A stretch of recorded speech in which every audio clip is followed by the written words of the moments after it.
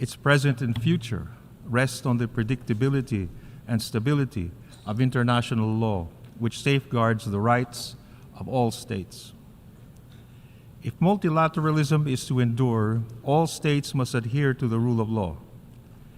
Guided by an independent foreign policy, the Philippines actively works with nations to promote a rules-based international order. We advocate the peaceful settlement of disputes in accordance with international law. This has always been our position with respect to the disputes in the West Philippine Sea, inasmuch as we are prepared to defend our sovereignty, sovereign rights, and territorial integrity. As President Marcos Jr. has declared, we are a friend to all and enemy to none. Our Constitution renounces war as an instrument of national policy, adopts the generally accepted principles of international law as part of the law of the land, and adheres to a policy of peace, equality, justice, freedom, cooperation, and amity with all nations. We recognize the role of international legal bodies in fostering greater solidarity around values that underpin the UN.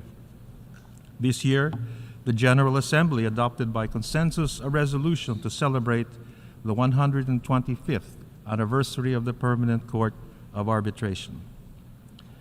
As an archipelagic state whose destiny is intimately linked with the oceans, the Philippines is a champion of the 1982 UN Convention on the Law of the Sea, and we are proud to be among the first states to have signed this week the Treaty on Marine Biodiversity of Areas Beyond National Jurisdiction, which opens new windows to cooperate in the responsible stewardship of the high seas.